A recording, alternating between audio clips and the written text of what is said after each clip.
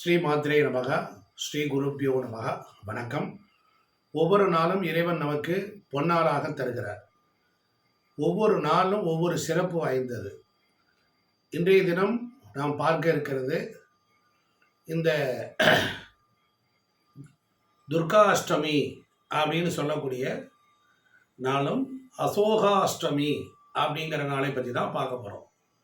சோகம் என்றால் வருத்தம், துக்கம், கவலை, துயரங்களை சொல்லக்கூடியது.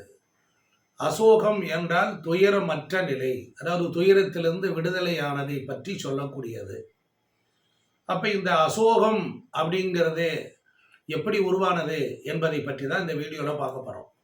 இப்போ அசோக அஷ்டமி அப்படின்னு சொல்லக்கூடிய இந்த நாள் பொறுத்தளவில் உங்களுக்கு 2025 ஏப்ரல் மாதம் 5ஆம் தேதி இந்த நாள் வருகிறது. ஏப்ரல் 4 இரவு 8 மணியில் இருந்து ஏப்ரல் 4 இரவு 8 மணியில் இருந்து இது சைத்திர நவராத்திரி பண்டிகையின் ஒரு விசேஷமான நாள்.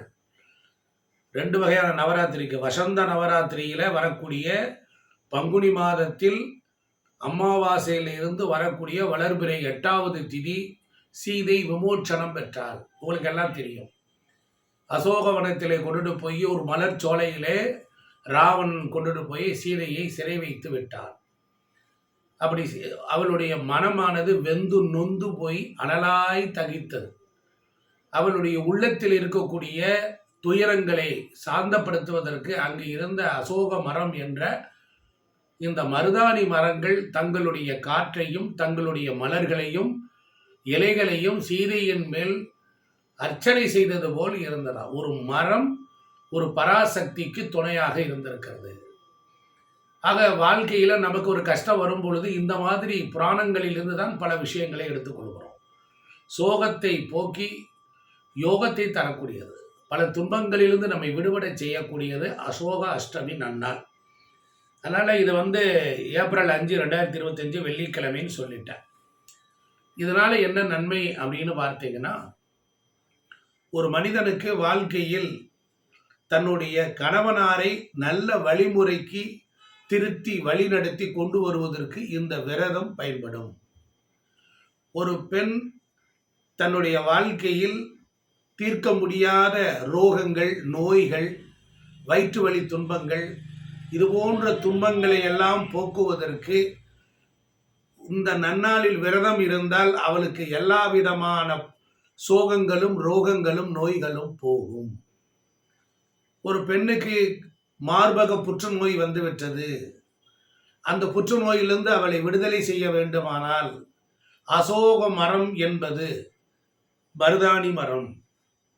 மருதாணி மர இலைகளை எடுத்து உடம்பில் பூசிக்கொண்டால், அரைத்து பூசிக்கொண்டால் 7 இலைகளை இந்த அசோக அஷ்டமி அன்று கையில் வைத்து கொண்டு சீதையினுடைய கவலைகளையும் துக்கங்களையும் போக்குவதற்கு நீ பயன்பட்டாயே, மருதாணி மரத்தின் இலையே, சீதையினால் ஆசீர்வதிக்கப்பட்டிருக்கிறாயே, சக்தியினுடைய அம்சமாக இருக்கக்கூடிய நீர் என்னை காப்பாற்ற வேண்டும் என்று 7 இலைகளை அந்த இலையை வாயில் போட்டு சாப்பிட்டால் உடலில் அமிர்தமயம் உண்டாகும்.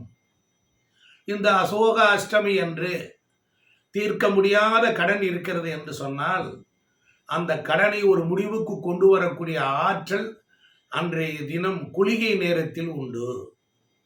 அசோக அஷ்டமி அன்று நீங்கள் காலையிலே குளித்து நீராடி உங்கள் வீட்டில் விளக்கை ஏற்றி அதில் இளநீர் தீபம் ஏற்றி வணங்கி வழிபட்டால் நன்மை உண்டாகும்.